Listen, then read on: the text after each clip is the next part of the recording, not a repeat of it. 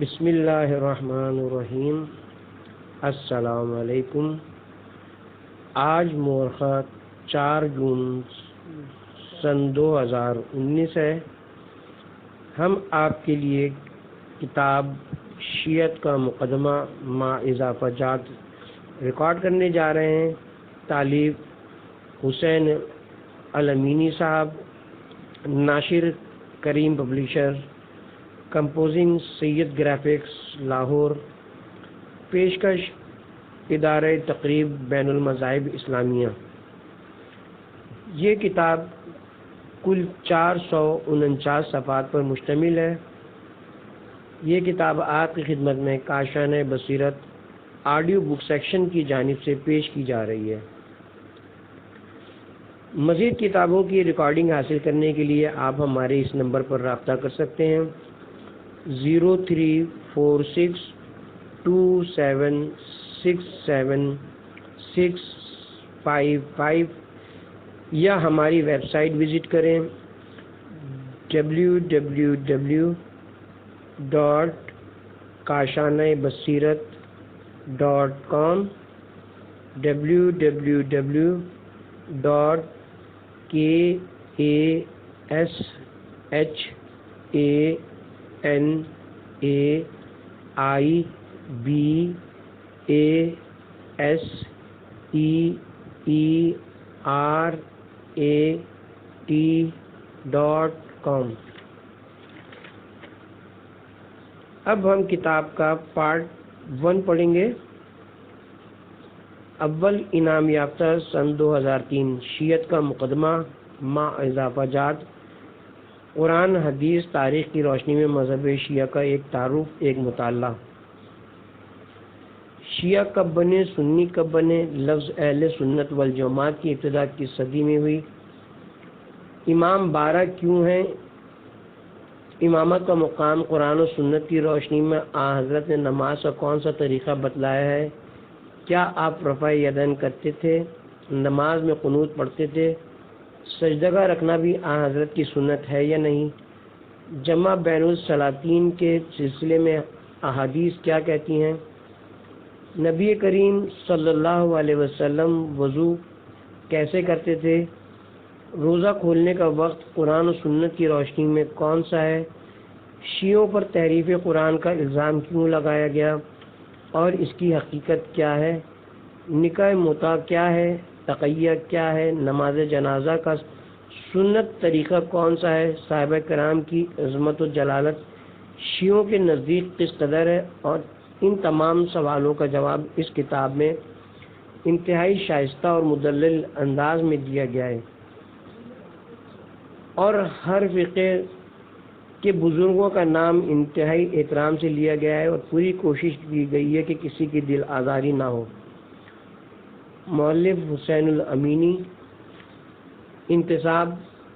کتاب مکمل ہو گئی تو ذہن میں یہ خیال آیا کہ اس کا انتصاب کس ہستی سے کیا جائے۔ فوراً نگاہ جس شخصیت پر رک گئی وہ میرے والد گرامی کی ذات تھی۔ آج میں جو کچھ ہوں انہی کی وجہ سے ہوں۔ میں انہی سے اس حقیر سی کاوش کو منسوب کرتا ہوں۔ حسین الامینی۔ دیباچہ۔ کتاب شیعت کا مقدمہ لکھتے وقت میری دلی خواہش اور دعا تھی کہ یہ کتاب مکتب اہل بیت کے تعارف میں نہ صرف معاون ثابت ہو، بلکہ جو غلط فہمیاں بنو عباس اور بنو امیہ کے دور سے مکتب تشیع کے خلاف پھیلائی گئی ہیں انہیں دور کرنے کا سبب بھی بنے۔ خدا کا شکر ہے کہ میری یہ دعا قبول ہوئی۔ اس کتاب کو ہر مکتب فکر کے پروفیسر، ڈاکٹرز، انجینئرز، وکلاء اور دانشور طبقہ، کالجوں اور یونیورسٹیوں کے طلبہ کے علاوہ دینی مدارس کے طلبہ نے بھی پڑھا۔ کتاب جہاں بھی گئی اس کا بہت اچھا استقبال ہوا۔ پھر اس سے بھی بڑھ کر اس کتاب کو یہ سعادت نصیب ہوئی کہ کراچی کے ادارے آثار و افکار اکیڈمی کی طرف سے منعقد ہونے والے مقابلے کتب میں اسے سال 2003 کی بہترین کتاب قرار دیا گیا، اور اس کتاب کو اول انعام ملا، اور مصنف کو نقد انعام کے علاوہ نشان اعزاز بھی پیش کیا گیا، جس پر اللہ تعالیٰ کا جتنا بھی شکر ادا کیا جائے کم ہے۔ پہلی مرتبہ جب یہ کتاب مکمل ہوئی اور کتاب چھپنے کی نوبت آئی تو تقریباً 2 سال تک یہ مختلف اداروں میں گھومتی رہی. بالآخر ہمارے ایک جانے والے پرنٹر اور ناشر بن کر تشریف لائے. ان سے اچھے کاغذ، خوبصورت ٹائٹل اور مضبوط جلد بندی والی کتاب کا خرچہ دریافت کیا اور ان پر اعتماد کر کے بات طے کر لی. لیکن جو وہ صاحب رقم وصول کرتے گئے ان سے رابطہ مشکل ہوتا گیا. تقریباً 2 سال کا عرصہ مزید لگ گیا. اب میں تو یہی سمجھا کہ کتاب کا مسودہ بھی گیا اور رقم بھی. آخر خدا کر کے بڑی مشکل سے وہ صاحب ملے اور طے شدہ معیار سے انتہائی کم معیار کی کتاب 200 کی تعداد میں مجھے ملی اور باقی کتاب کا وعدہ ہوا. پھر کئی ماہ بعد مزید 600 کتب دوسرے ایڈیشن سے مجھے ملی. باقی 200 کی کتب سے بھی مجھے ہاتھ دھونا پڑا. لیکن اس کے باوجود جس محبت اور خلوص سے میری کتاب کو پذیرائی ملی اس نے میری تمام پریشانی دور کر دی. اب اس کتاب کے تیسرے ایڈیشن میں نماز روزہ، نماز تراویح، نکاح متع وغیرہ کے ابواب میں کچھ مزید اضافے کیے گئے. اس کے علاوہ پہلے ایڈیشن میں کتابت کی بہت سی غلطیاں رہ گئی تھیں جنہیں درست کر دیا گیا ہے. اس کے باوجود اگر کوئی غلطی رہ گئی ہو یا میرے قائرین کوئی اچھا مشورہ دینا چاہیں تو ضرور دیں. تیسرے ایڈیشن کی اشاعت کے لیے میں کریم پبلیکیشنز پر حاضر ہوا تو حاجی عزادار حسین نقوی نے چند اداروں کے نام بتائے، مگر میری قلبی چاہت پر انہوں نے یہ ذمہ داری قبول کر لی اور واقعاً میری توقع سے بہتر انداز میں کتاب بحاضر شائع کر دی. تصحیح اغلاط کے لیے ہم مولانا محمد رضا عابدی، مولانا غلام حسین مظہری، حافظ محمد طفیل، جمشید الحسن رضوی، آغا سید محسن علی اور ملک فیض بخش کے شکر گزار ہیں.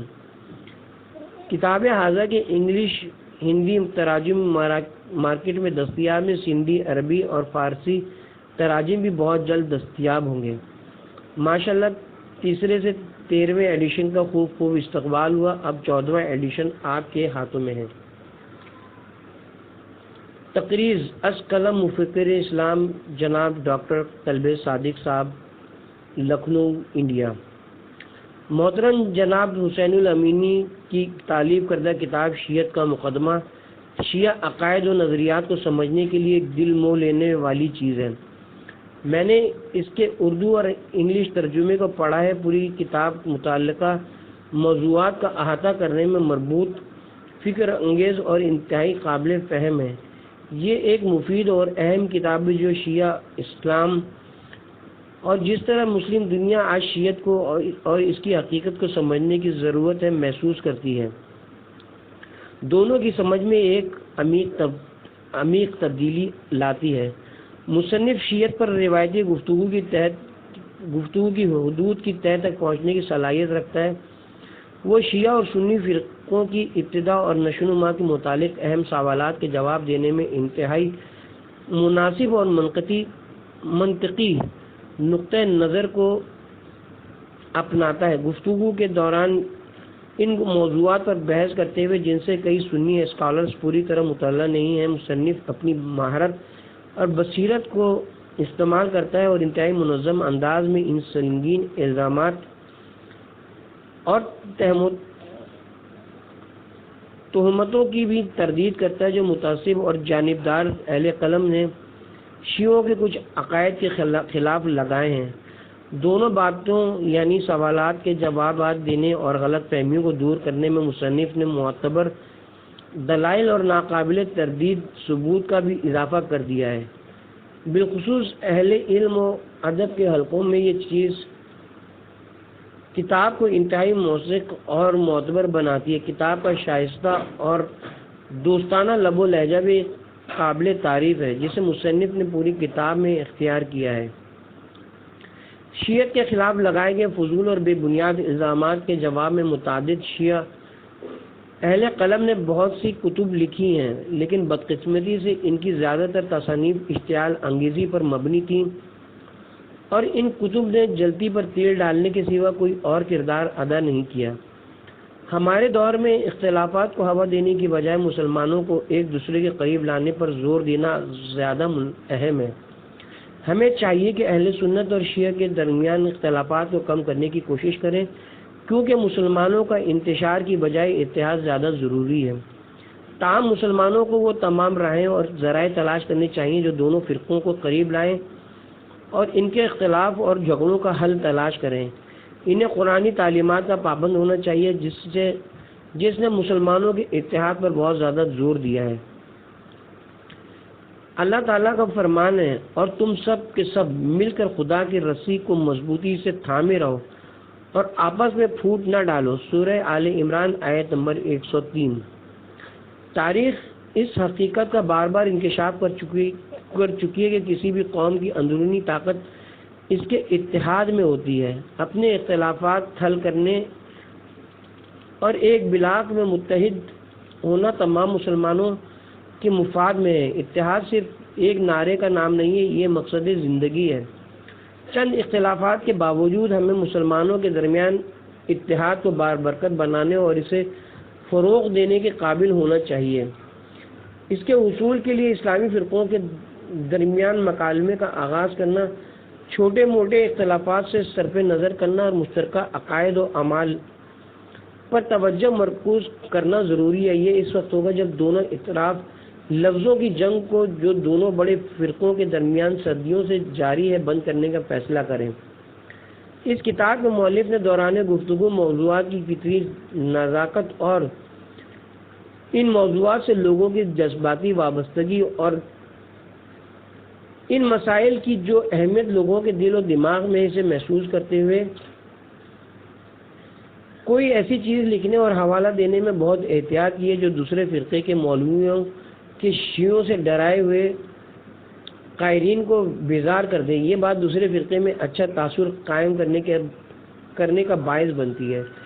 مؤلف اس بات کی وضاحت کرنے میں بھی کامیاب رہا ہے کہ ہم اثر لکھاریوں جو شیعہ کے خلاف لکھتے ہیں کہ کتابوں میں اس طرح کی بیہودہ باتیں کیوں ملتی ہیں۔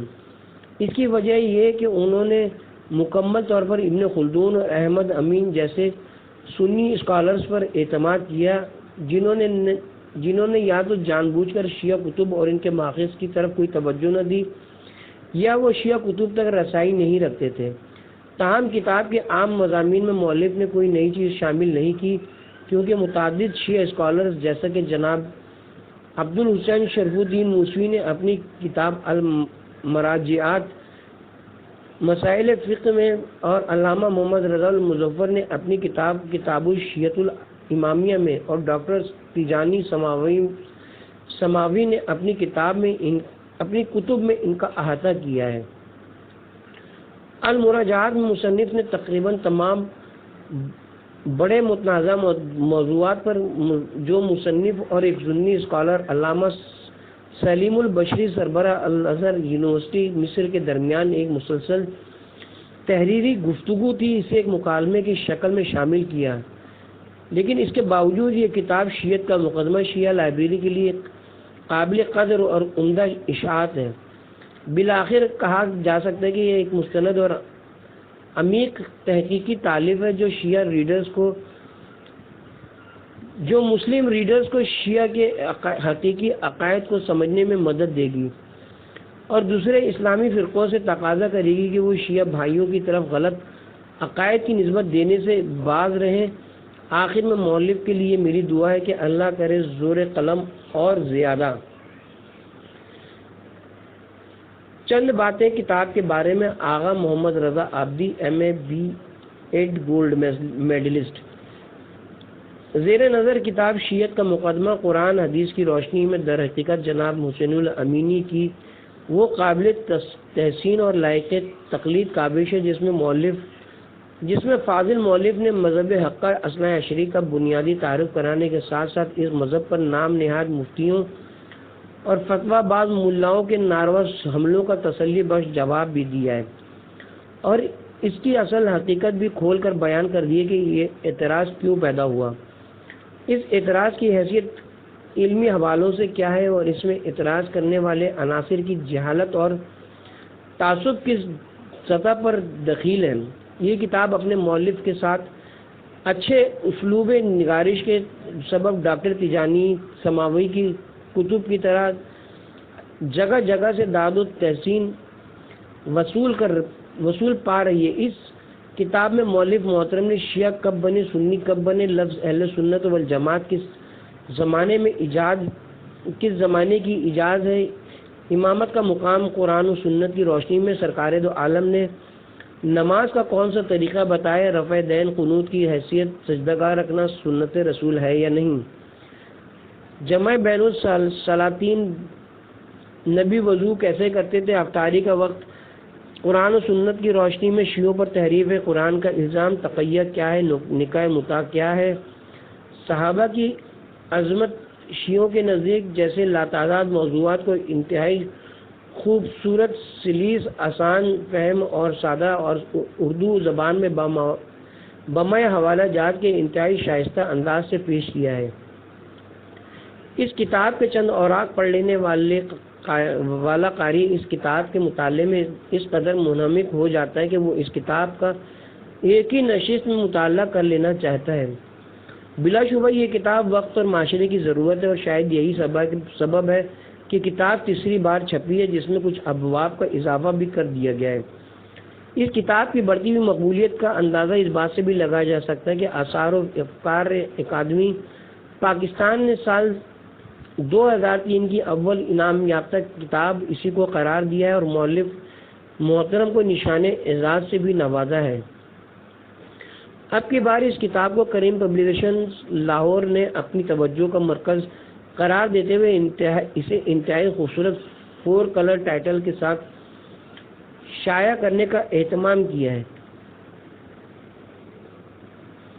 کتاب کی جلد دیدہ زیب ہے۔ کتاب کے میٹر کو سبز رنگ کا حاشیہ لگا کر اور بھی جاذب نظر بنا دیا گیا ہے۔ اگرچہ کتاب میں بعض جگہ پروف ریڈنگ کی غلطی نظر سے ٹکراتی ہے، لیکن بہرحال کتاب کا مجموعی حسن قائم رہتا ہے اور قاری کتاب کے اہم موضوعات کے سبب اسے پڑھنا چاہتا ہے۔ امید ہے کہ آئندہ اشاعت میں ناشرین اس کا ازالہ ضرور کر دیں گے۔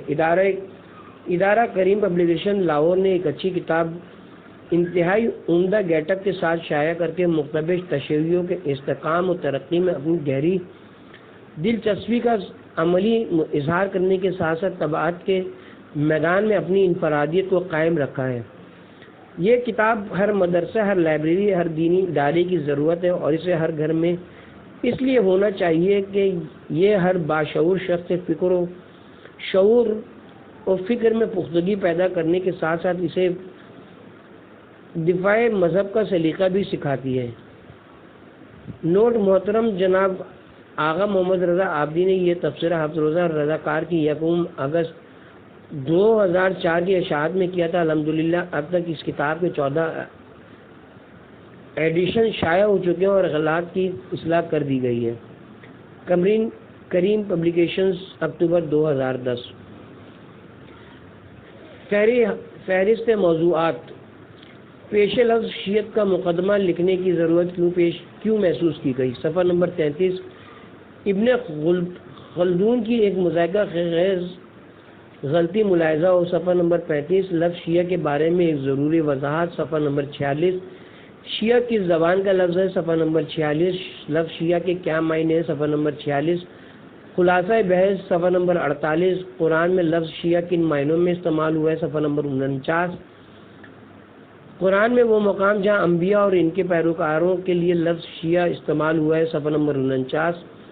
حضرت علی اور ان کے پیروکاروں کو شیعہ کیوں کہتے ہیں، صفحہ نمبر 53۔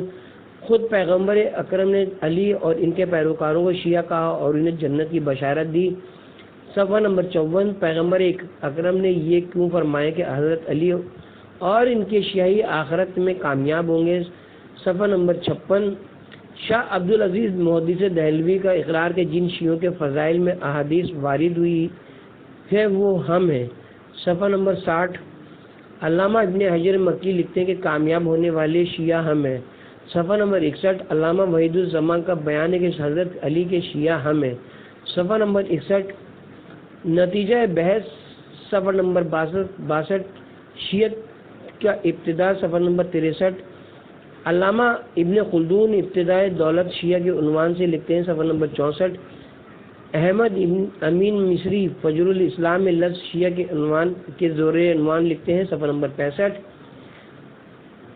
پروفیسر غلام رسول شیعت کی ابتدا کے بارے میں لکھتے ہیں، صفحہ نمبر 65۔ وفات پیغمبر اکرم کے بعد خلافت پر ایک نظر، صفحہ نمبر 66۔ وفات پیغمبر اکرم کے بعد قریش نے حضرت علی کی بیعت کیوں نہ کی، صفحہ نمبر 68۔ حضرت علی نے تلوار کیوں نہ اٹھائی، صفحہ نمبر 69۔ مدینہ منورہ کی اس وقت کیا حالت ہے، اہل سنت مصنف مولانا شبلی نعمانی کی زبانی سنیے، صفحہ نمبر 70۔ مسئلہ خلافت اور حضرت علی موقف، صفحہ نمبر 71۔ حضرت علی نے کیا طرز عمل اختیار کیا، صفحہ نمبر 72۔ جب سیرت شیخین پر چلنے کی شرط رکھ کر حضرت علی کو خلافت پیش کی گئی تو آپ کا جواب، صفحہ نمبر 73۔ علامہ محمد رشید رضا مدیر المنار مصر لکھتے ہیں، صفحہ نمبر 73۔ مولانا محمد حنیف ندوی لکھتے ہیں، صفحہ نمبر 74۔ مسلمانوں میں اختلاف کی ابتدا، صفحہ نمبر 74۔ قافلے کی بصرے کی جانب روانگی اور ملت اسلامیہ کے دو حصے ہونے کی ابتدا، صفحہ نمبر 77۔ ملت اسلامیہ کے تفرقے سے بچنے کے لیے دو اہم مواقع ضائع ہو گئے، صفحہ نمبر 77۔ جنگ سے بچنے کی حضرت علی کی آخری کوشش، صفحہ نمبر 79۔ جنگ جمل کے ملت اسلامیہ پر اثرات، امت مسلمہ دو گروہ میں بٹ گئی، صفحہ نمبر 81۔ مسلمانوں میں پہل بننے والے فرقے اور ان کے نام کون سے تھے، صفحہ نمبر 82۔ علامہ ابن تیمیہ مسلمانوں کی گروہ بندی اور ان کے ناموں کا ذکر اس طرح کرتے ہیں، صفحہ نمبر 83۔ مولانا معین الدین احمد ندوی امیر معاویہ کے حالات کے تحت اپنی تاریخ اسلام میں لکھتے ہیں، صفحہ نمبر 84۔ اہل سنت مورخ اکبر شاہ خان نجیبہ آبادی اپنی تاریخ اسلام میں لکھتے ہیں، صفحہ نمبر 84۔ علامہ حافظ اسلم جیرہ جپوری اپنی تاریخ الامت میں لکھتے ہیں، صفحہ نمبر 84۔ اس وقت کس فرقے نے اپنا نام اہل سنت والجماعت کیوں رکھا تھا، صفحہ نمبر 85۔ عہد بنو امیہ میں بننے والے بعض دیگر فرقے، صفحہ نمبر 86۔ معتزلہ فرقے کا عروج، ان کے عقائد، حکمران اور عوام الناس میں فرقے کی مقبولیت، صفحہ نمبر 88۔ معتزلہ فرقے کو کتنا عروج حاصل ہوا، صفحہ نمبر 88۔ شیخ ابو الحسن اشعری کا معتزلی مذہب ترک کرنا، صفحہ نمبر 90۔ لفظ اہل سنت والجماعت کی ابتدا، صفحہ نمبر 90۔ نتیجہ بحث، صفحہ نمبر 92۔ دو تاریخی غلط فہمیوں کا ازالہ، صفحہ نمبر 93۔ عبداللہ ابن سبا کی فرضی شخصیت اور شیعوں کے خلاف بے بنیاد پروپیگنڈا، صفحہ نمبر 93۔ طہا حسین مصری کا سادہ لوگ مسلمانوں کو پیغام، صفحہ نمبر 94۔ دوسرا الزام کہ شیعت ایران کی پیداوار ہے، صفحہ نمبر 95۔ مستشرقین کے بیانات، صفحہ نمبر 96۔ حضرت عمر کی نظر میں اہل ایران کا مقام، صفحہ نمبر 97۔ اصول دین، صفحہ نمبر 101۔ توحید، صفحہ نمبر 101۔ توحید نہج البلاغہ کی روشنی میں، صفحہ نمبر 103۔ عدل، صفحہ نمبر 104۔ نبوت، صفحہ نمبر 106۔ امامت، صفحہ نمبر 107۔ قیامت، صفحہ نمبر 108۔ امامت، صفحہ نمبر 109۔ شیعہ 12 ائمہ کا عقیدہ کیوں رکھتے ہیں، صفحہ نمبر 112۔ شیعوں کو اثنا عشری یعنی 12 ائمہ کے پیروکار یا امامیہ کیوں کہتے ہیں، صفحہ نمبر 114۔ 12 خلفاء کے تعین میں علماء اہل سنت کی پریشانی، صفحہ نمبر 115۔ ائمہ اثنا عشری کا مختصر تعارف، صفحہ نمبر 119۔ حضرت علی علیہ السلام، صفحہ نمبر 120۔ دعوت فکر، صفحہ نمبر 122۔ امام حسن علیہ السلام، صفحہ نمبر 123۔ امام حسین علیہ السلام، صفحہ نمبر 123۔ امام زین العابدین علیہ السلام، صفحہ نمبر 124۔ امام محمد باقر علیہ السلام، صفحہ نمبر 126۔ امام جعفر صادق علیہ السلام، صفحہ نمبر 127۔ امام موسیٰ کاظم علیہ السلام، صفحہ نمبر 129۔ امام علی رضا علیہ السلام، صفحہ نمبر 130۔ امام محمد تقی علیہ السلام، صفحہ نمبر 133۔ امام علی نقی علیہ السلام صفحہ نمبر 134، امام حسن عسکری علیہ السلام صفحہ نمبر 135، امام مہدی علیہ السلام صفحہ نمبر 136، شیعہ اپنے اماموں کو معصوم کیوں مانتے ہیں صفحہ نمبر 137، عصمت ائمہ کے مزید شواہد صفحہ نمبر 138، اپنا خلیفہ بنانے میں سابقہ انبیاء کی سنت کیا تھی صفحہ نمبر 140، حضرت عمر کی اپنے بعد خلافت کے بارے میں فکر مندی صفحہ نمبر 144، حضرت عثمان کا اپنے بعد خلیفہ کا بندوبست کرنا صفحہ نمبر 145، امام کی ذمہ داری ابن خلدون کی نظر میں صفحہ نمبر 145، دعوت فکر کیا پیغمبر اکرم اپنے بعد امت کو بغیر کسی رہبر کے چھوڑ گئے صفحہ نمبر 140، اس نظریے کا نتیجہ صفحہ نمبر 147، تصویر کا دوسرا رخ پیغمبر اکرم کی خلافت و جانشینی کے بارے میں شیعہ نقطہ نظر صفحہ نمبر 149،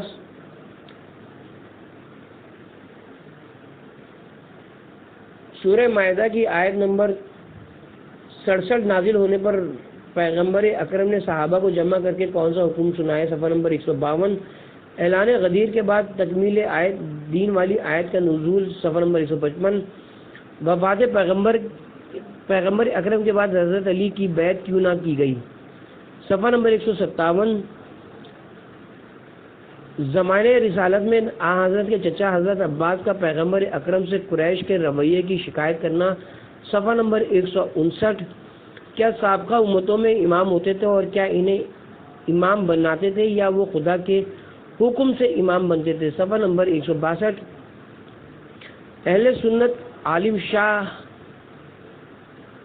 اسماعیل شہید کا بیان کہ غیر انبیاء کا تقرر بھی خدا کی طرف سے ہوتا ہے صفحہ نمبر 163، کیا سابقہ امتوں میں امت کا کوئی معیار بھی ہوتا تھا صفحہ نمبر 165، کیا سابقہ امتوں میں بھی اماموں کے پاس حکومت بھی ہوتی تھی صفحہ نمبر 166، اللہ تعالیٰ کے نزدیک امامت کا مستحق کون ہے خلاصہ بحث صفحہ نمبر 167، ظالم امام نہیں بن سکتا قرآن کا دو ٹوک فیصلہ صفحہ نمبر 169، امامت کا مقام اہل سنت کی نظر میں صفحہ نمبر 171،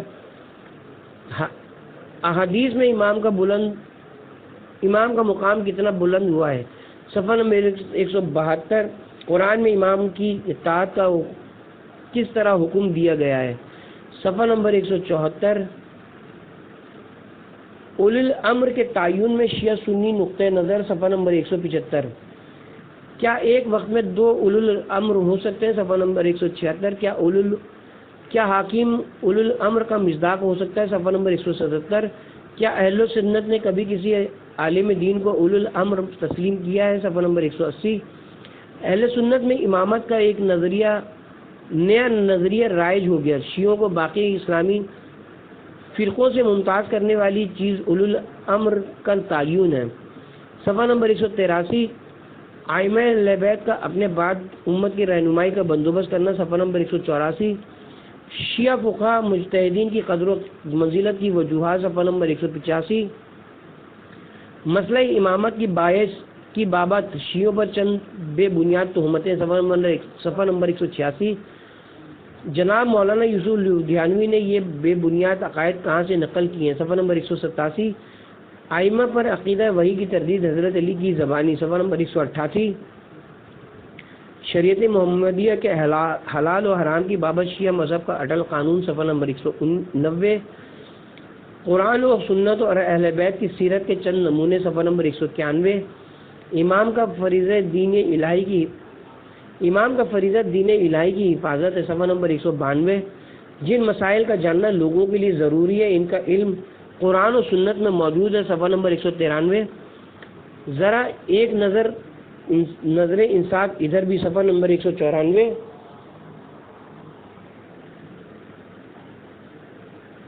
دعوت فکر صفحہ نمبر 194، اہل سنت اسکالر پروفیسر ابو زہرہ مصری کے اعتراضات صفحہ نمبر 195، فروع دین صفحہ نمبر 196، نماز صفحہ نمبر 197، نماز کی اہمیت قرآن اور سنت کی روشنی میں صفحہ نمبر 197، روزہ صفحہ نمبر 198، روزہ رکھنے کی فضیلت اور ترک کرنے کی مذمت صفحہ نمبر 198، زکوٰۃ صفحہ نمبر 198، حج ایک صفحہ نمبر 199، خمس صفحہ نمبر 200، ماد صفحہ نمبر 201، نماز آغاز سے اختتام تک مسنون طریقہ صفحہ نمبر 202، پیغمبر اکرم صلی اللہ علیہ وسلم نماز کس طرح پڑھتے ہیں صفحہ نمبر 203، حضرت عمر کا طریقہ نماز صفحہ نمبر 204، دعوت فکر صفحہ نمبر 205، پہلی صدی کی نامور علمی شخصیت امام حسن بصری کا طریقہ نماز صفحہ نمبر 205، ام المومنین حضرت عائشہ کے گھر میں جماعت کروانے والے ان کے غلام کا طریقہ نماز صفحہ نمبر 206، امام ابن حزم اندلسی متوفی صفحہ نمبر 456 کا بیان صفحہ نمبر 207، ہاتھ باندھ کر نماز پڑھنے والی حدیث کے متعلق سعودی عرب سے ایک اہل سنت عالم کی تحریر صفحہ نمبر 208، علماء اہل سنت کے عجیب و غریب بیانات صفحہ نمبر 209، ائمہ اہل بیت کا طریقہ نماز صفحہ نمبر 211، علماء اہل سنت کے تائیدی بیانات صفحہ نمبر 211، علماء اہل سنت محققین کے حقیقت افروز بیانات صفحہ نمبر 213، مولانا شبلی نعمانی لکھتے ہیں صفحہ نمبر 214، طریقہ نماز میں تبدیلی کب اور کیسے ہوئی صفحہ نمبر 214، رکوع و سجود میں پیغمبر اکرم کیا ذکر فرماتے تھے صفحہ نمبر 216، دونوں سجدوں کے درمیان دعا پڑھنا صفحہ نمبر 217، رفع یدین صفحہ نمبر 218، قنوت صفحہ نمبر 219، تشہد اور نماز کا اختتام کیسے کرنا ہے سنت پیغمبر اکرم کی روشنی میں صفحہ نمبر 221، جمع بین الصلاتین یعنی دو نمازوں کو اکٹھے پڑھنا صفحہ نمبر 225، ایک دفعہ اذان دے کر دو نمازیں پڑھنا صفحہ نمبر 227، سجدہ کا گاہ پر سجدہ کرنا صفحہ نمبر 229، خمرہ کیا ہے صفحہ نمبر 230، مولانا وحید الزمان خان کا اعتراف صفحہ نمبر 231، وضو میں پانی کا مسح کرنے یا دھونے کا اختلاف صفحہ نمبر 233، وضو میں شیعہ سنی اختلاف کیا ہے صفحہ نمبر 234، شیعوں کا طریقہ وضو اور برادران اہل سنت کی ایک غلط فہمی، برادران اہل سنت کی جرابوں، موزوں اور جوتوں پر مسح کرنے کی چند روایات پر ایک نظر، سنن ابن ماجہ کی ایک واضح حدیث صفحہ نمبر 237، حضرت عبداللہ بن عمرو کی روایت صفحہ نمبر 238، حضرت علی علیہ السلام کا طریقہ وضو صفحہ نمبر 239، سید ابو الاعلیٰ المودودی وضو کی آیت کے بارے میں لکھتے ہیں صفحہ نمبر 240، مولانا وحید الزمان کی تحقیق ملاحظہ فرمائے صفحہ نمبر 241، ہماری گزارش صفحہ نمبر 241، روزہ افطار کرنے کا وقت قرآن و سنت کی روشنی میں صفحہ نمبر 242، قرآن کس وقت روزہ کھولنے کا حکم دیتا ہے صفحہ نمبر 242، وقت افطار احادیث کی روشنی میں صفحہ نمبر 243، ایک اعتراض اور اس کا جواب صفحہ نمبر 245، یہود کیسے روزہ کھولتے تھے صفحہ نمبر 245، حضرت ابو بکر، حضرت عمر اور حضرت عثمان کا طرز عمل صفحہ نمبر 246، افطاری میں بے صبری کرنے والوں کے لیے نامور اہل سنت مفسرین کا ولولہ انگیز پیغام صفحہ نمبر 247، دعوت فکر صفحہ نمبر 250، مسافر کے روزے کے احکام قرآن و سنت کی روشنی میں صفحہ نمبر 250، آخرت کا سفر میں حضرت کا سفر میں روزہ رکھنے کی ممانعت صفحہ نمبر 251، سفر میں روزہ رکھنے والا ثواب سے محروم ہے، حدیث نبوی صلی اللہ علیہ وسلم صفحہ نمبر 252، سفر میں روزہ رکھنے والوں کے بارے میں حضرت کا فرمان ہے کہ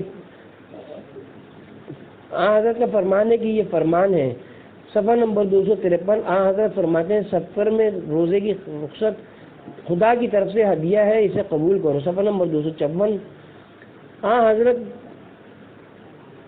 کا ایک شخص کو روزے کے احکام سمجھانا صفحہ نمبر 255، نتیجہ بحث صفحہ نمبر 256، نوافل رمضان یہ نماز تراویح صفحہ نمبر 258، لفظ تراویح کا مفہوم صفحہ نمبر 259، نوافل رمضان کے بارے میں پیغمبر اکرم کی سنت و طریقہ کیا ہے سنت و طریقہ کیا تھا؟ صفحہ نمبر 260. پیغمبر اکرم رات کے کسی حصے میں مسجد میں تشریف لے جاتے تھے. صفحہ نمبر 261. نماز تراویح جماعت سے کب شروع ہوئی؟ صفحہ نمبر 261. نماز تراویح کی رکعتوں میں مختلف حکومت کی کم و بیشی کی رودات. صفحہ نمبر 263. نماز تراویح کی رکعتوں میں تبدیلی کا تفصیل ایک سعودی عالم کی زبانی. صفحہ نمبر 263. نوافل رمضان یا نماز تراویح عہد صحابہ میں. صفحہ نمبر 265. حضرت عبداللہ ابن عمر کی نماز تراویح کی بابت رائے. صفحہ نمبر 265. حضرت ابن عمر سے تراویح با جماعت پڑھنے کی بابت سوال اور آپ کا جواب. صفحہ نمبر 266. حضرت ابی بن کعب کا نماز تراویح کی بابت طرز عمل. صفحہ نمبر 267. بعض بزرگ علماء اہل سنت کا بیان اور شیعہ موقف کی تائید. صفحہ نمبر 268. تراویح کے مروجہ طریقے پر بعض اہل سنت علماء کا تبصرہ. صفحہ نمبر 268. نماز جنازے کی تکبیریں. صفحہ نمبر 272.